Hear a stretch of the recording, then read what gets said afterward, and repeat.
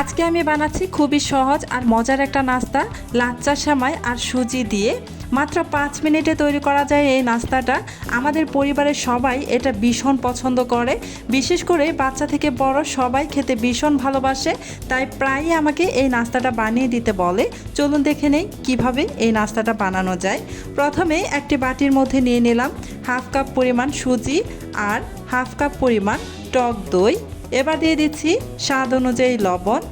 এখন আমি একটি চামচের সাহায্যে খুব ভালোভাবে টক দই আর সুজি একসাথে নেড়ে মিশিয়ে নেব।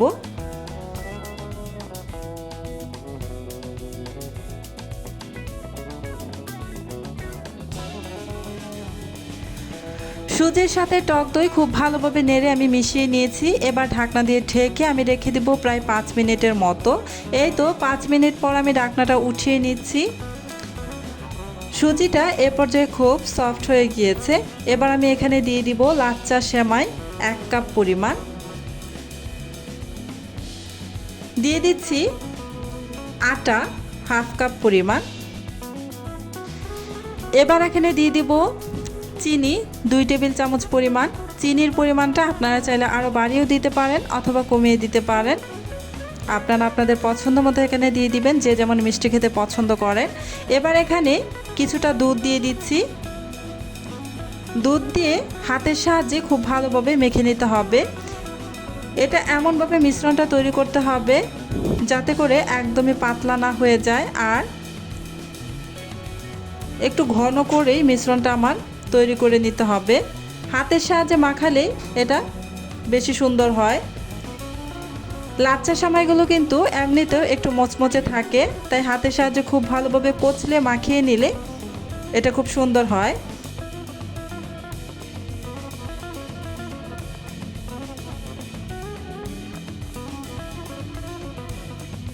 এই তো এই মিশ্রণটা এই যে এরকম ঘন হয়েছে, এটা কিন্তু রেখে দিলে আরও কিছুক্ষণ পর আরও অনেক বেশি টাইট হয়ে যাবে। তখন আমি এখানে আরও কিছুটা দুধ দিয়ে তারপর আবারও মেখে নিয়ে আমি নাস্তাগুলো বানিয়ে নেব। আমি আরও 5 মিনিটের মতো ঢাকনা দিয়ে ঢেকে রেখে দিয়েছিলাম। এবার আমি আপনাদের দেখিয়ে দিচ্ছি, এই যে দেখুন কতটা টাইট হয়ে গিয়েছে। মিশ্রণটা আরও কিছুটা নরম করার জন্য এখানে আমি আরও কিছুটা দুধ দিয়ে দিলাম। দুধ দিয়ে আবারও হাতের সাহায্যে খুব ভালোভাবে মেখে নিলাম। এই যে দেখতে পাচ্ছেন, খুব ভালো করে মেখে নিলেই হবে।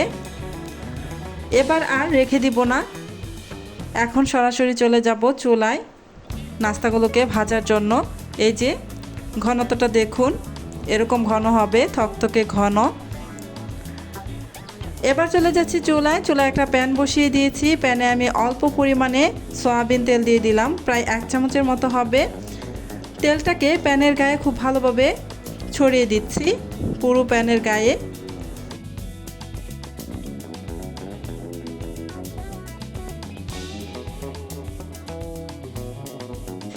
এই নাস্তাটা ভাজার জন্য খুব বেশি পরিমাণে তেলের প্রয়োজন পড়ে না, মাত্র 1 চামচ তেলেই এই নাস্তাটা ভেজে নিতে পারবে। এই যে একটি ছোট চামচের সাহায্যে এখানে আমি দিয়ে দিচ্ছি প্যানকেকের শেপে।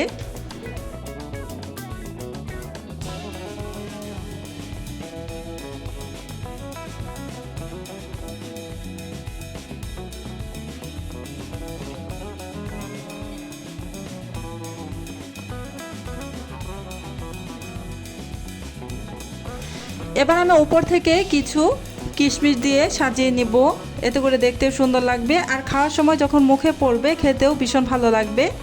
আপনারা চাইলে এভাবে সাজিয়ে না দিয়ে সরাসরি ওই মিশ্রণের সাথে মিশিয়ে তারপর বানাতে পারেন, সেভাবেও বেশ ভালো লাগে।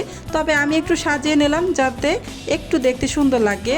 ঢাকনা দিয়ে ঢেকে প্রায় 2 মিনিটের মতো অপেক্ষা করব, চুলার আঁচ একদম লো আঁচে রেখে।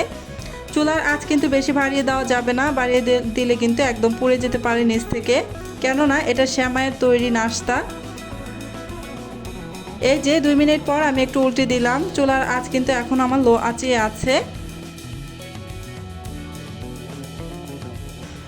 2 মিনিট পর আমি আবারও ঢাকনাটা উঠিয়ে নিলাম। এখন আমি আবারও একটু উল্টে দিব। আমার নাস্তাটা কিন্তু ভাজা হয়ে গিয়েছে, দুই পাশেই খুব সুন্দর কালার চলে আসছে আর একদমই কাঁচা নেই, খুব সুন্দরভাবে কুক হয়ে গিয়েছে। এবার আমি এটাকে নামিয়ে নিব। দেখতেই পাচ্ছেন খুব অল্প উপকরণ আর মাত্র 5 মিনিট সময় তৈরি হয়ে গেল দারুণ মজার এই নাস্তাটা।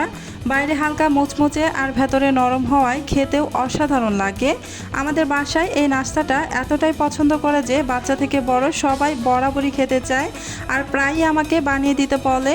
সত্যি বলতে যখনই দ্রুত কিছু সুস্বাদু নাস্তা বানাতে চাই তখনই এই রেসিপিটাই আমার প্রথম পছন্দ।